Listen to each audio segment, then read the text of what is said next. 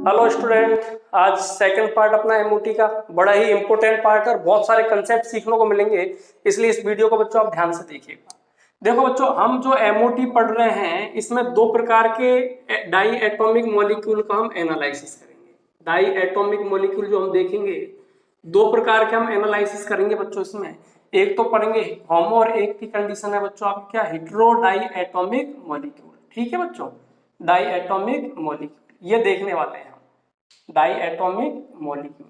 होमो के अंतर्गत बच्चों हमारे सिलेबस में दे रखा है हाइड्रोजन से लेकर के नियोन तक का एनालिसिस। देखो, होमो का मतलब हो गया जब दोनों एटॉमिक ऑर्बिटल सिमिलर होकर के जो मॉलिक्यूलर ऑर्बिटल बनाएंगे, तो दोनों एटॉमिक ऑर्बिटल कैसे हैं, सिमिलर है, तो क्या होगा बच्चों, होमो। लेकिन हेटेरो के अंदर जैसे CO है, CN है, HF है, इनका हम एनालिसिस करने वाले हैं। आज हमारा टारगेट है बच्चों किसको लेकर के, होमो को। अब देखो बच्चों, होमो को यदि हम बात करते हैं तो पहले तो आप मेरी बात सुनिएगा।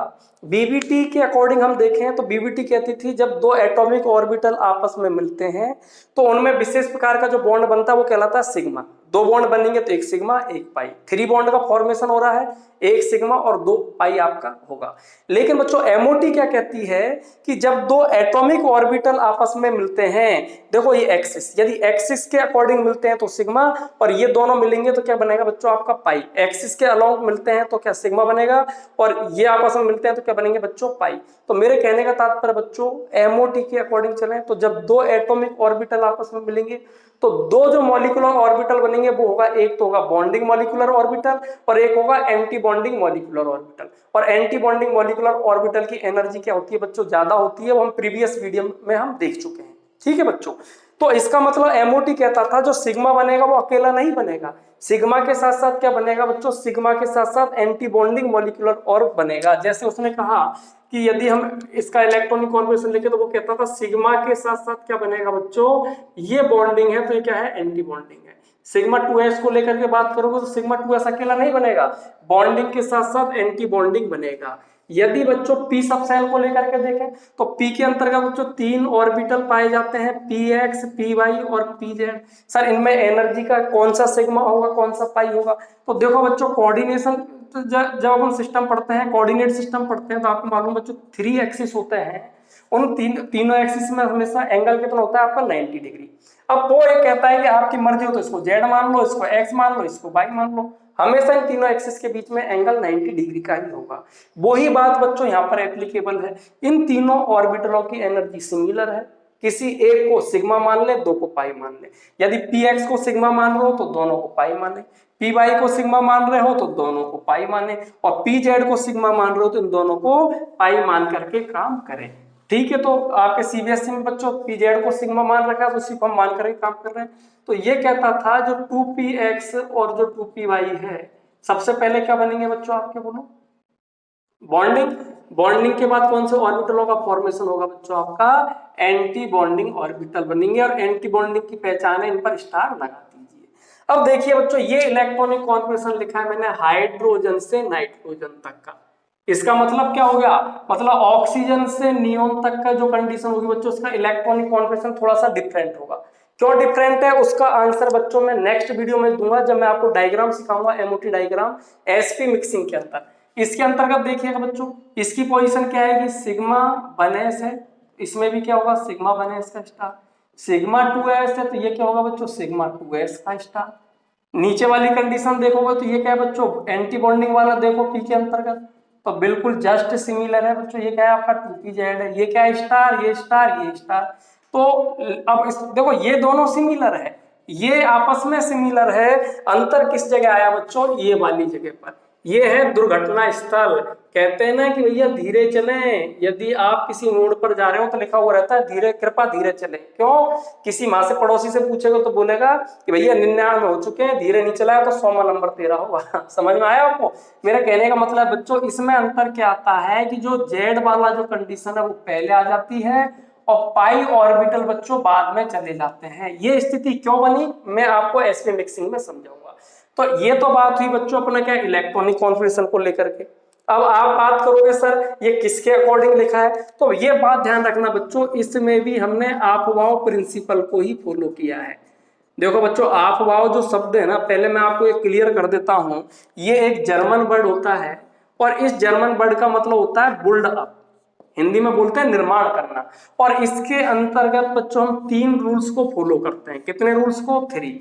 एक तो होता है आपका n+k रूल, एक होता है बच्चों आपका क्या, पाउलीज एक्सक्लूजन रूल, ठीक है ना, पाउली का अपवर्जन नियम, और एक होता है बच्चों आपका हुन्स मैक्सिमम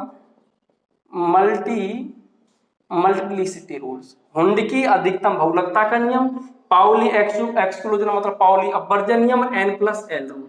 थोड़ा सा मैं इनको भी क्लियर कर देता हूं बच्चों, देखो टॉपिकों को क्लियर करते चलोगे तो मजा आएगा, और जिनसे आता है उनका रिवीजन हो जाएगा। देखो बच्चों n+l रूल क्या कहता है, n का मतलब आप लोगों ने पढ़ा है मुख्य क्वांटम संख्या, और इसका मतलब पढ़ा है बच्चों एजिमुथल क्वांटम, द्विआंशी क्वांटम नंबर। और हमको मालूम बच्चों ऑर्बिटलों के लिए l की वैल्यू मैंने फिक्स बताई है, s के लिए 0 बताई है, p के लिए 1, d के लिए 2 और f के लिए l की वैल्यू कितना लेके चलना है हमको, 3 लेके चलना है। क्लियर? अब जैसे इसके अकॉर्डिंग बच्चों हम यदि बात करें, उसने बोला 1s है, ठीक है, उसने कहा इसके अकॉर्डिंग n+l के अकॉर्डिंग यदि हम इनको इंक्रीजिंग ऑर्डर ऑफ एनर्जी जमाए तो कैसे जमाओगे, 1s 2s 2p 3s 3p 4s 3d।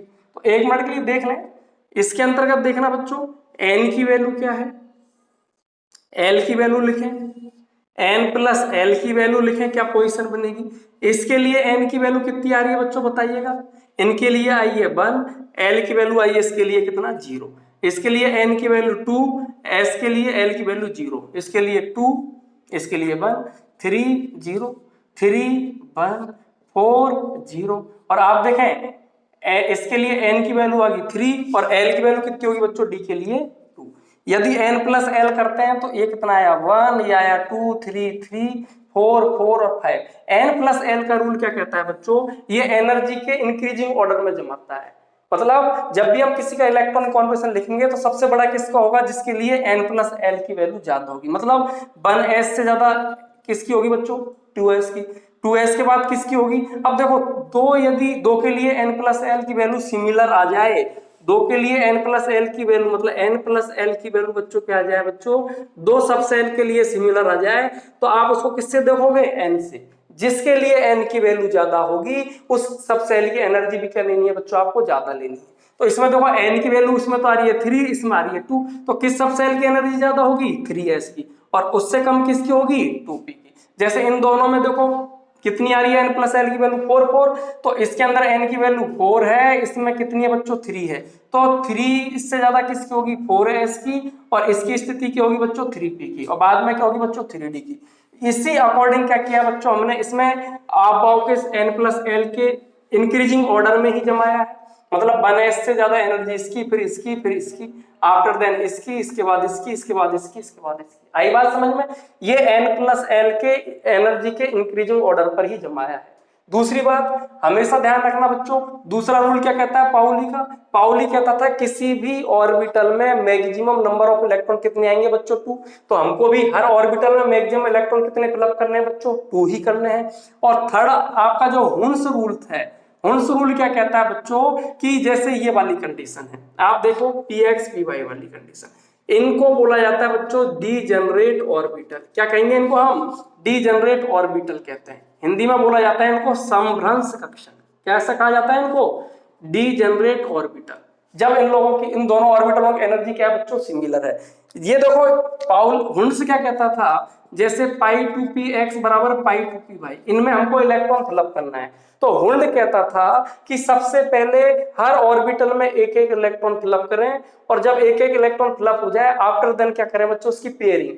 मतलब पहले एक एक इलेक्ट्रॉन भरें, एक एक इलेक्ट्रॉन भर जाए तब जाकर के उस ऑर्बिटल में उन इलेक्ट्रॉनों को क्या करना है बच्चों, आपको युग्मन करना है। जैसे एक इलेक्ट्रॉन फिलअप करना है तो कैसे जाएगा, इस अकॉर्डिंग। यदि इनमें 2 इलेक्ट्रॉन फिलअप करने हैं तो एक इसमें जाएगा और एक इसके अंदर आपको फिलअप करना है। यदि 3 इलेक्ट्रॉनों का फिलअप करना है तो पहले 1 2, इसके बाद इसकी पेयरिंग होगी और 3। आई बात समझ में। 4 इलेक्ट्रॉन फिलअप करने तो आपको मालूम 1 2, इसके बाद इसमें पेयरिंग, इसके बाद इसमें पेयरिंग। तो इसमें बच्चों अपन ने जब भी इनका इलेक्ट्रॉनिक कॉन्फिगरेशन लिखा है तो लिखते समय हमने पूरी तरीके से जो आपका प्रिंसिपल है उसको फॉलो किया है। इलेक्ट्रॉनों को जमाया n+l के इंक्रीजिंग ऑर्डर पर, पाउली के अकॉर्डिंग हर ऑर्बिटल में मैक्सिमम 2 इलेक्ट्रॉन फिलअप करने हैं, और हुन्ड के अनुसार जब तक पेयरिंग नहीं करोगे जब तक एक एक इलेक्ट्रॉन हर ऑर्बिटल में नहीं चला जाता। ये p के लिए है, दूसरी चीज पढ़ने वाले हैं बच्चों इसमें हम क्या, बॉन्ड ऑर्डर। आप देख लें, पहले कंसेप्ट को देख लें क्या क्या पढ़ना है अपन को। बॉन्ड ऑर्डर क्या कहता है बच्चों, बॉन्ड ऑर्डर हम कैलकुलेट करते हैं बच्चों एनबी माइनस के Na अपॉन के 2। एनबी का मतलब है यहाँ पर नंबर ऑफ बॉन्डिंग इलेक्ट्रॉन, क्या है, नंबर ऑफ बॉन्डिंग इलेक्ट्रॉन। और Na का मतलब है बच्चों इसमें number of anti bonding electron, क्या है इसमें, number of anti bonding electron. मतलब जो स्टार वाले इलेक्ट्रॉन होंगे वो तो Na होंगे, और विदाउट स्टार वाले इलेक्ट्रॉन होंगे उसको किसमें भरना है बच्चों, अपन को Nb में भर करके चलना है। किस अकॉर्डिंग भरेंगे, अभी अपन एग्जांपल लेने वाले हैं बच्चों। आप देखें, पहली बात तो ध्यान रखना, बॉन्ड ऑर्डर की बात चलिए तो मैं एक आपको बात बता देता हूं। जनरली नंबर, जैसे किसी में नंबर ऑफ इलेक्ट्रॉन 8, 10, 12 और 14, इधर से 16, 18 और 20। यदि किसी भी मॉलिक्यूल में यदि टोटल नंबर ऑफ इलेक्ट्रॉन कितने आ रहे हैं, 8 आ रहे हैं और 20 आ रहे हैं, तो उनके बॉन्ड ऑर्डर हमेशा कितना लेना है बच्चों, 0। यदि किसी में मॉलिक्यूल में कितने टोटल नंबर ऑफ इलेक्ट्रॉन कितने आ रहे हैं बच्चों, 10 या 18 आ रहे हैं, तो उनका बॉन्ड ऑर्डर कितना होगा, 1। यदि 12 और 16 आ रहे हैं तो बॉन्ड ऑर्डर कितना लेना है बच्चों, 2। और 14 आ रहे हैं तो कितना लेना है बच्चों, 3। मतलब ये पिरामिड शेप में। आई बात समझ में। एक थोड़ी सी ट्रिक है ये, नंबर ऑफ टोटल इलेक्ट्रॉन 8 और 20 है तो 0, 10 और 18 है तो 1, 12 और 16 नंबर ऑफ इलेक्ट्रॉन आ रहे हैं तो कितना बताओगे बच्चों, 2, और 14 आ रहे हैं तो 3। जैसे किसी ने बोला कि बताइए N2 का बॉन्ड ऑर्डर होगा, तो हमको मालूम बच्चों N2 कैसे बना हुआ, N प्लस के N, इसमें इलेक्ट्रॉन 7 और इसमें इलेक्ट्रॉन 7 है, तो टोटल इलेक्ट्रॉन कितने आ गए आपके, 14। और हमको मालूम है कि जब भी बच्चों टोटल नंबर ऑफ इलेक्ट्रॉन 14 आएंगे तो बॉन्ड ऑर्डर कितना होगा, 3। बॉन्ड ऑर्डर कितना होगा बच्चों, 3। यही तो रीजन है कि नाइट्रोजन के बीच में 3 बॉन्ड बनते हैं। क्यों, क्योंकि इसका बॉन्ड ऑर्डर कितना होता है बच्चों, 3 होता है। आई बात समझ में आप लोग लिए। सपोज कीजिए उसने बोला O2, तो हम विदाउट कैलकुलेट किए हुए भी कर सकते हैं। O2 कैसे बना होगा, O प्लस के O। जब दो एटॉमिक ऑर्बिटल आपस में मिले होंगे तो दो विशेष प्रकार के मॉलिक्यूलर ऑर्बिटल बनेंगे, लेकिन इसमें नंबर ऑफ इलेक्ट्रॉन 8 है, इसमें नंबर ऑफ इलेक्ट्रॉन 8 है, टोटल कितने आ रहे हैं आपके 16। और जब भी इलेक्ट्रॉन 16 आएंगे तो उसका बॉन्ड ऑर्डर कितना होगा बच्चों, हमारे अकॉर्डिंग 2। यही तो रीजन है कि ऑक्सीजन के बीच में डबल बॉन्ड ही फॉर्म होता है। आई बात समझ में। और एक बात और ध्यान रखना बच्चों, ध्यान रखें, जिसमें नंबर ऑफ इलेक्ट्रॉन 4, 8 और 20 हो, 4 का मतलब किसमें होगा, हीलियम, 8 किसमें होगा, बेरिलियम 2 में, और 20 इलेक्ट्रॉन किसमें होंगे, नियॉन।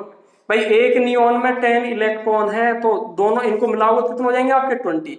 जब भी 4, 8 और 20 इलेक्ट्रॉन आएंगे तो उसका बॉन्ड ऑर्डर हमेशा कितना लेके चलना है बच्चों, 0 लेकर के चलना है। और देखो आप एक बात भी सोच सकते हो, आप बता दो बच्चों, हीलियम, हीलियम क्या है आपका, गैस है। हीलियम क्या है, गैस। और आपको मालूम है गैस है, तो गैस हमेशा कैसे होती है बच्चों, मोनो एटॉमिक होती है। गैस हमेशा क्या होगी आपकी, मोनो एटॉमिक, एक परमाणु होती है। यही तो कारण है कि हीलियम ऐसे प्रेजेंट रहेगी, इस डाई एटॉमिक मॉलिक्यूल फॉर्म में कभी भी नहीं रहेगी।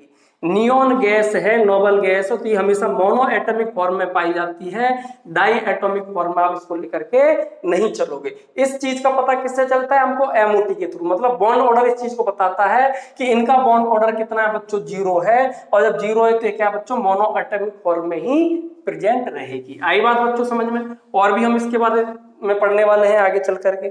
थोड़ा जो बच्चों हम कंसेप्ट लेने वाले हैं वो है इनका मैग्नेटिक नेचर। थर्ड कौन सा कंसेप्ट पढ़ेंगे इसमें बच्चों अपन, मैग्नेटिक नेचर। तो मैग्नेटिक नेचर को समझे।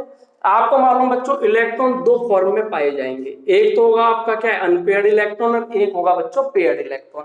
मतलब अनपेयर्ड, ये क्या है आपका अनपेयर्ड इलेक्ट्रॉन है। किसको शो कर रहा है, अनपेयर्ड इलेक्ट्रॉन।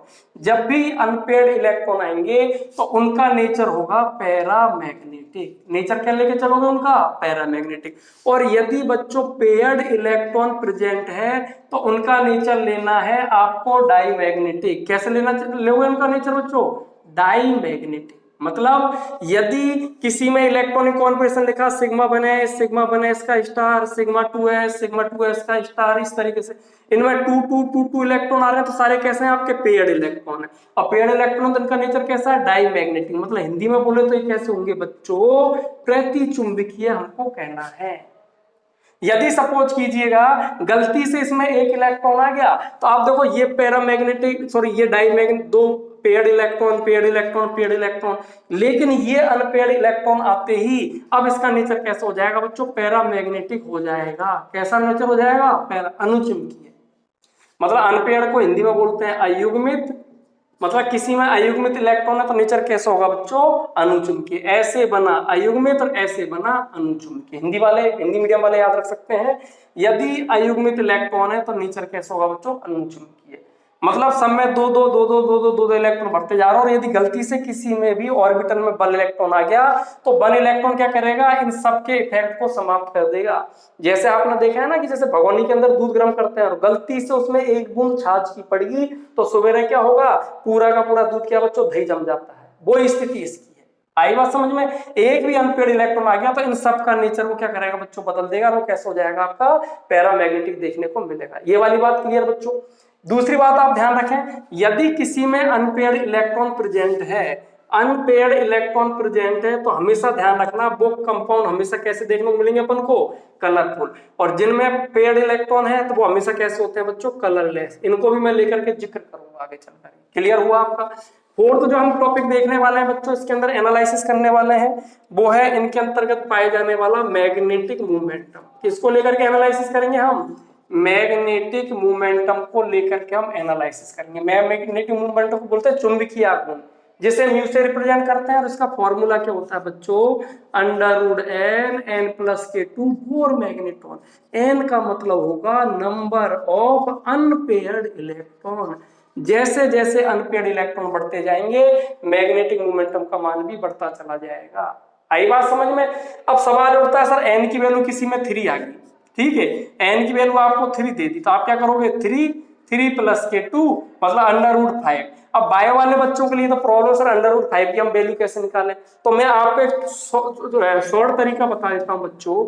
आप देखो हमारे पास मैक्सिमम सब सेल कितने आ सकते हैं, F, ठीक है, और F सब सेल में maximum number of unpaired electron कितने होंगे, 7, 1 2 3 4 5 6 7। तो आप देखिएगा मैं यहाँ पर म्यू की डायरेक्ट वैल्यू लिख रहा हूँ, ये किसको रिप्रेजेंट कर रहा है बच्चों, आपके नंबर ऑफ अनपेयर्ड इलेक्ट्रॉन को। जैसे कितना होगा, क्या तो 1 2 3 4 5 6 और क्या होगा बच्चों 7। यदि किसी में नंबर ऑफ अनपेयर्ड इलेक्ट्रॉन इस तरीके से आते हैं, 1 आता है तो उसके लिए 1 पॉइंट, इसके लिए 2 पॉइंट, इसके लिए 3 पॉइंट, इसके लिए 4 पॉइंट, 5 पॉइंट, इसके लिए होगा 6 पॉइंट, और इसके लिए लेके चलोगे बच्चों क्या आपका 7 पॉइंट। मतलब इसके अंतर्गत आएगी 73, इसमें आएगा 83, इसमें आएगा 87, इसमें 90, 93, 93, 93। मेरे कहने का मतलब समझो, यदि किसी में नंबर ऑफ इलेक्ट्रॉन आगे 5, कितना आगे 5, और उसने पूछा इसका बोर मैग्नेटिक मोमेंटम कैलकुलेट करो, तो n की वैल्यू कितनी आई है बच्चों 5, तो कैसे कैलकुलेट करोगे, 5 + k2 कितना हो गए 7, और इसको मल्टीप्लाई करो कितना √3 और √35 की वैल्यू अब आपको पता है, जब अनपेयर्ड इलेक्ट्रॉन 5 आते हैं तो उसके लिए वैल्यू क्या लेके चलनी है, 5.93 उसकी वैल्यू होगी। क्लियर हुआ? किसी में नंबर ऑफ अनपेयर्ड इलेक्ट्रॉन आ गई 7, तो कैसे कर दोगे 7 और 7 कितना हो गया आपका 9, और 9 को इससे करोगे तो कितना जाएगा बच्चों √63 बोर मैग्नेट्रॉन। और √63 की वैल्यू कितने लिख दोगे, यहाँ से म्यू की वैल्यू लिख दोगे बच्चों 7 पॉइंट के क्या लेके चलोगे 93 बोर मैग्नेट्रॉन आपको लिखना है। आई बात बच्चों क्लियर? तो इस तरीके से क्या करेंगे हम, मैग्नेटिक उसका नेचर कैलकुलेट करने वाले हैं। ठीक है बच्चों, अगला जो हम पॉइंट पढ़ने वाले हैं बच्चों, इसमें 4th पॉइंट वो रिप्रेजेंट करेंगे बच्चों नेचर में। क्या वो नेचर में एग्जिस्ट करेगा, क्या वो बनने वाला जो मॉलिक्यूल है वो क्या प्रेजेंट है। यदि किसी का बॉन्ड ऑर्डर 0 प्राप्त होगा तो ध्यान रखना बच्चों, नॉट एग्जिस्ट इन नेचर, वो नेचर में उपलब्ध ही नहीं होगा, प्रकृति में पाया ही नहीं जाएगा। और किसी के लिए बॉन्ड ऑर्डर कुछ भी मिल जाए, कुछ भी मिल जाए 0.5 1 2 1.5 2 2.5 3 ये, तो वो क्या होगा बच्चों आपके नेचर में प्रेजेंट होगा, present in exist in nature, exist in nature. मेरे कहने का तात्पर्य बच्चों, यदि किसी भी ऑर्बिटल के लिए, मॉलिक्यूल के लिए सॉरी, यदि किसी भी डाई एटॉमिक मॉलिक्यूल के लिए बॉन्ड ऑर्डर का मान कुछ भी मिल रहा है, चाहे वो आधा ही मिल, तो आप बताओगे कि वो मॉलिक्यूल क्या होगा, नेचर में एग्जिस्ट करेगा, वो नेचर में पाया जाएगा। आपको पता है बच्चों, बीबीटी में हम क्या कहते थे, 2 एटम के बीच में ये वाली कंडीशन आया करती थी।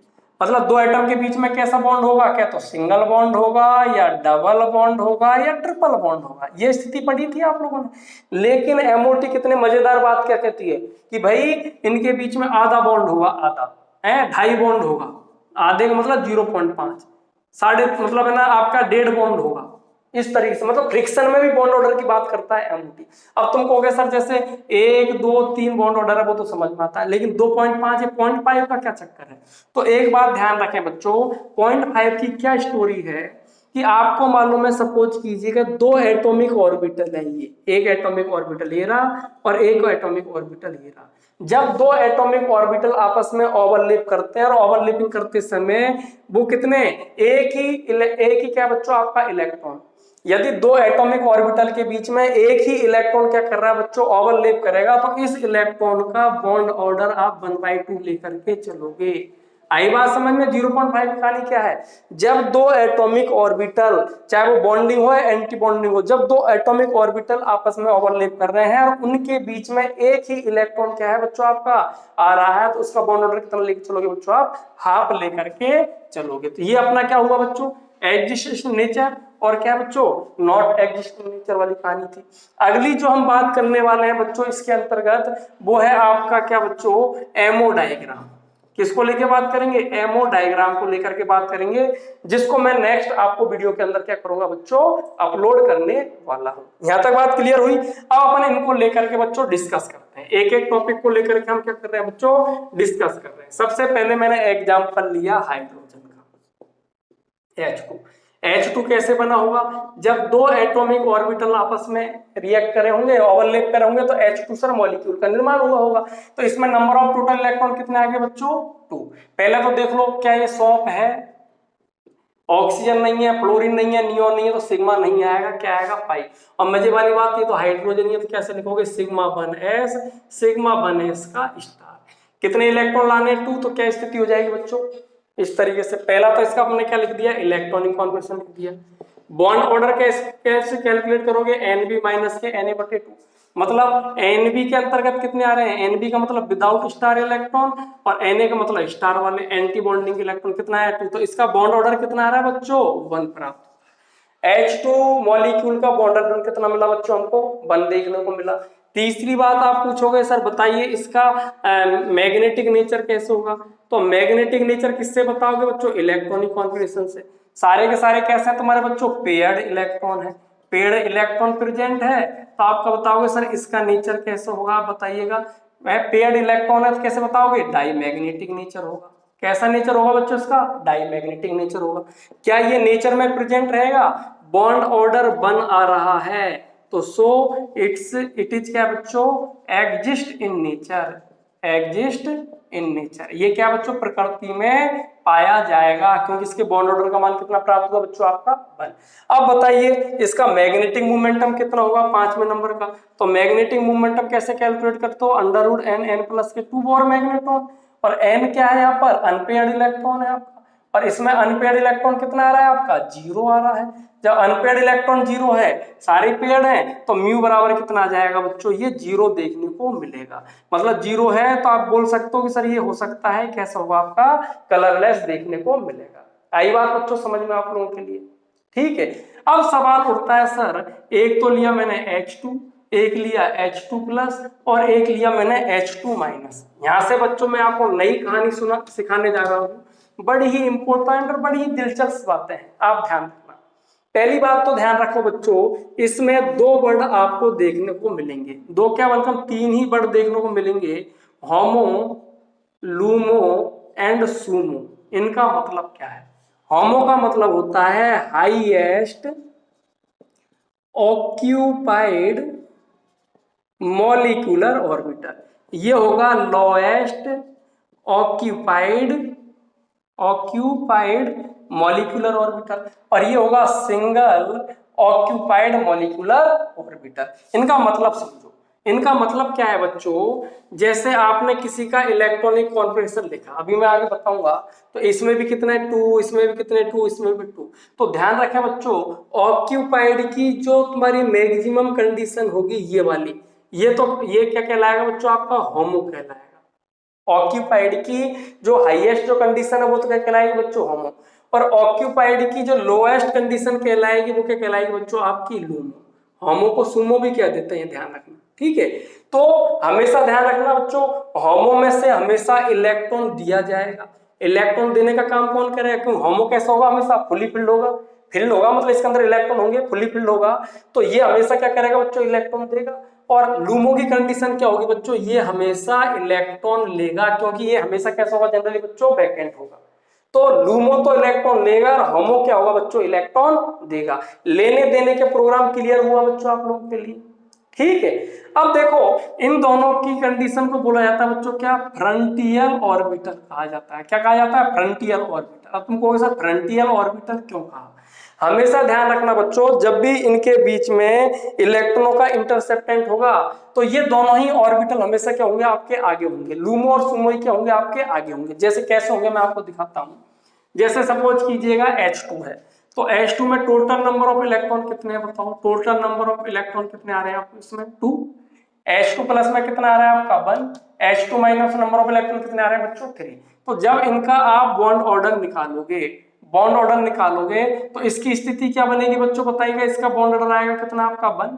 इसके लिए बॉन्ड ऑर्डर निकालो कितना आएगा 0.5, और इसके लिए निकालो कितना आएगा 0.5। कैसे, इलेक्ट्रॉनिक कॉन्फिगरेशन लिखो, इसका इलेक्ट्रॉनिक कॉन्फिगरेशन लिखोगे ये, इसके अंतर्गत जब लिखोगे तो स्थिति पैदा होगी बच्चों ये, और इसके लिए लिखोगे तो इसके लिए स्थिति पैदा होगी बच्चों ये। मतलब H2 में टोटल इलेक्ट्रॉन कितने हैं 2, तो कितने लिख दोगे 2। बॉन्डिंग में 2 है, एंटी बॉन्डिंग में कितना है बच्चों 0। इसके लिए लिख करके देखोगे तो टोटल इलेक्ट्रॉन कितने आ रहे हैं 2, और 2 में से एक निकल गया तो कितना बच्चा बच्चों 1। बॉन्डिंग में 1 है, एंटी बॉन्डिंग में कितना आया बच्चों 0। H2 माइनस से टोटल इलेक्ट्रॉन 3 आ रहे हैं तो कितना 2, और एक इसमें चला जाएगा बच्चों एंटी बॉन्डिंग में। तो जब बॉन्ड ऑर्डर निकालते हैं तो कैसे निकालते हैं बच्चों, Nb माइनस के Na/2। बॉन्डिंग में कितना आया 2 माइनस के 0/2, तो कितना आया आपका 1। इसके लिए निकालो कितना आएगा 1 माइनस के 0/2, तो कितना आया 0.5। और इसमें देखो कितना 2 माइनस के 1 बराबर कितना आ रहा 1/2, मतलब 0.5। ये वाली स्थिति हमारे सामने हुई है। अब तुम इसको बच्चों इनको बोला कि बताइए इसको बॉन्ड ऑर्डर के अकॉर्डिंग आप लोग जमाएं। तो एक बात बच्चों मैं आपको बता देता हूं, एक बहुत ही स्पेशल आपकी कंडीशन आ रही है बच्चों, बहुत ही इंपॉर्टेंट चीज। हमेशा ध्यान रखना बच्चों, जो बॉन्ड ऑर्डर होगा ये डायरेक्टली प्रोपोर्शनल होगा किसके बच्चों, बॉन्ड एनर्जी के। ये डायरेक्टली प्रोपोर्शनल होगा बच्चों किसके, स्टेबिलिटी के। और ये इनवर्सली प्रोपोर्शनल होगा बच्चों बॉन्ड लेंथ के। ये जिसका बॉन्ड ऑर्डर ज्यादा होगा उसकी स्टेबिलिटी भी क्या होगी उस मॉलिक्यूल की ज्यादा, और जिसकी स्टेबिलिटी ज्यादा होगी उसकी बॉन्ड लेंथ क्या होगी बच्चों, कम देखने को मिलेगी। उसने बोला सर इसको बताइए बॉन्ड लेंथ के अकॉर्डिंग आप लोग जमाएं, बॉन्ड लेंथ के अकॉर्डिंग आप इसको जमाएं, है ना। अरेंज करना है किसके अकॉर्डिंग, अरेंज किसके अकॉर्डिंग, अकॉर्डिंग टू क्या बच्चों आपका बॉन्ड लेंथ। अब कैसे इसको अरेंज करोगे भाई, जिसका आपको मालूम बच्चों, जिसका बॉन्ड ऑर्डर ज्यादा उसकी बॉन्ड लेंथ क्या होगी सबसे कम, तो सबसे कम बॉन्ड लेंथ किसकी होगी H2 की। अब इन दोनों के अंदर कंफ्यूजन कंडीशन है, एक तो है H2 प्लस और एक है बच्चों आपका H2 माइनस। भाई इनके अंतर्गत तो सर इक्वल होनी चाहिए ना, भाई दोनों का बॉन्ड ऑर्डर सिमिलर हो रहा है तो बॉन्ड लेंथ भी कैसे होनी चाहिए, सिमिलर होनी चाहिए। लेकिन बच्चों बॉन्ड लेंथ का आंसर आप इस तरीके से नहीं दोगे। आप देखो मैं तो बच्चों हमारा जो बॉन्ड लेंथ है उसका आंसर हमको जब देना है, ठीक है, तो बीबीटी के अकॉर्डिंग हम देखें तो हम अपना आंसर देते थे सबसे पहले वही बॉन्ड ऑर्डर के अकॉर्डिंग। यदि बॉन्ड ऑर्डर सेम आता था तो हम आंसर दिया करते थे बच्चों किसके अकॉर्डिंग, हाइब्रिडाइजेशन को देख करके। किसको देख करके आंसर देते थे, हाइब्रिडाइजेशन। यदि हाइब्रिडाइजेशन भी बच्चों गलती से सेम आ जाता था तो हम हमारा आंसर निकाला करते थे परसेंटेज एस कैरेक्टर से। ये बात समझो बच्चों, मतलब बॉन्ड हाई बॉन्ड लेंथ का मतलब क्या है, हाई बॉन्ड ऑर्डर का मतलब क्या है, आप लोग देखना बच्चों। हाई बॉन्ड ऑर्डर है, हाई बॉन्ड ऑर्डर है इसका मतलब क्या है बच्चों कि जो अट्रैक्शन बिटवीन इलेक्ट्रॉन है वो क्या है हमारा बहुत ज्यादा हाई है, इलेक्ट्रॉन के बीच में अट्रैक्शन बहुत ज्यादा हाई है। इसका मतलब क्या हो गया कि जो एटम है हेल्ड टुगेदर कैसे बच्चों, मोर स्ट्रांगली। कैसे, मोर स्ट्रांगली। यदि किसी का बॉन्ड ऑर्डर ज्यादा है इसका मतलब ये हो गया कि उसके बीच में इलेक्ट्रॉनों के बीच में अट्रैक्शन बहुत ज्यादा है, और यदि इलेक्ट्रॉनों के बीच में अट्रैक्शन ज्यादा होगा तो उसके जो एटम है वो आपस में क्या बच्चों, स्ट्रांगली आपस में एक दूसरे से क्या होंगे, टाइट होंगे, और एक दूसरे से स्ट्रांगली टाइट होंगे तो उसके बीच की बॉन्ड लेंथ अपना आप क्या हो जाएगी बच्चों, कम। बॉन्ड लेंथ क्या हो जाएगी बच्चों उस कंडीशन में, उसकी कम देखने को मिलेगी। बॉन्ड लेंथ देख लो क्या मिलेगी, कम। लेकिन सपोज कीजिएगा किसी का बॉन्ड ऑर्डर लो है,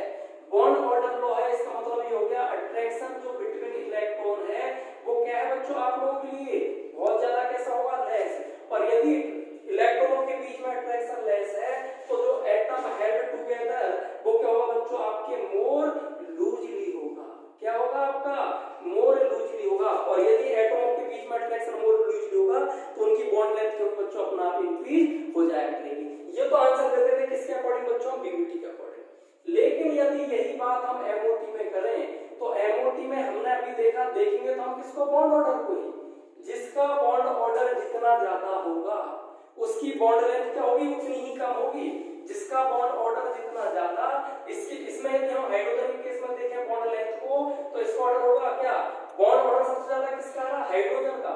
हाइड्रोजन का बॉन्ड ऑर्डर ज्यादा आ रहा है तो उसकी बॉन्ड लेंथ क्या हो जाएगी, कम। लेकिन यदि किसी दो का बॉन्ड ऑर्डर सेम आ गया, बॉन्ड ऑर्डर सेम आ गया बच्चों, तो इस कंडीशन में answer total number of electron से देंगे। मतलब जिसके अंदर नंबर ऑफ टोटल इलेक्ट्रॉन ज्यादा उसकी बॉन्ड लेंथ क्या होगी, ज्यादा होगी, डायरेक्टली प्रोपोर्शनल होंगे number of electron bond length के। मतलब जिसमें बॉन्ड लेंथ क्या है भाई, इलेक्ट्रॉन ज्यादा है तो आप सोचिए उनके बीच में क्या होगा, रिपल्सन उतना ज्यादा होगा, और रिपल्सन ज्यादा होगा तो उसकी बॉन्ड लेंथ क्या होगी बच्चों, अपने आप ही बढ़ जाएगी। तो इसमें नंबर ऑफ इलेक्ट्रॉन कितने आ रहे हैं, 3, और इसमें नंबर ऑफ इलेक्ट्रॉन कितने आ रहे हैं बच्चों, आपके 1। तो इसका मतलब क्या है, ये वाली स्थिति हमको देखने को मिलेगी। क्लियर बच्चों। और यदि इसके बेस पर भी नहीं देखना चाहे तो आप देखिएगा बच्चों, दूसरा कंसेप्ट ये है, बॉन्ड ऑर्डर कैलकुलेट करते हैं Nb - Na/2 से। अब इनका इलेक्ट्रॉनिक कॉन्फिगरेशन लिखें। जैसे इसको आपने लिखा तो आपने पाया बच्चों इसमें आएगा σ1s2, σ1s2 स्टार तो क्या होगा, एंटी बॉन्डिंग कितना होगा, 0 होगा। इसको लिखोगे तो कितना आएगा, σ1s1, सिग्मा एंटी बॉन्डिंग में कितना आएगा इसका बच्चों, 0। और इसको लेकर के बात करोगे तो इस एंटी बॉन्डिंग में कितना इलेक्ट्रॉन आ रहा है बच्चों, 1। मतलब इसको लेकर के जब बात की तो इसमें क्या है, 2 - के 0 अपन के 2 मतलब कितना आ गया, 1। इसको लेकर के डिस्कस करोगे तो इस कंडीशन क्या है बच्चों, 1 - के 0 अपन के 2 मतलब 0.5। और इसकी स्थिति क्या है बच्चों, 2 - के 1 अपन के 2 0.5 हमको देखने को मिल रही है। इसका मतलब आप ये भी कह सकते हो कि यदि दो का बॉन्ड ऑर्डर सिमिलर आए, दो का बॉन्ड ऑर्डर सिमिलर आए तो उसका आंसर हम Na से दे सकते हैं। मतलब जिसके लिए Na की वैल्यू ज्यादा होगी, Na की वैल्यू ज्यादा होगी, उसका क्या बच्चों बॉन्ड लेंथ क्या होगी, उतनी ही ज्यादा।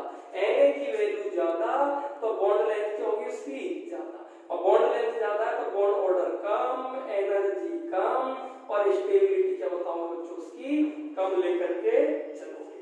क्लियर हो गई बच्चों बातें। और जो कई चीजें जो है हम नेक्स्ट वीडियो के अंदर बच्चों देखने वाले हैं। नेक्स्ट वीडियो बड़ा ही इंटरेस्टिंग और बहुत मजेदार होने वाला है बच्चों, तो आप हमारा पार्ट 3 जरूर देखना। और यदि ये वीडियो पसंद आया हो तो इसको बच्चों लाइक शेयर जरूर करें। Thank you.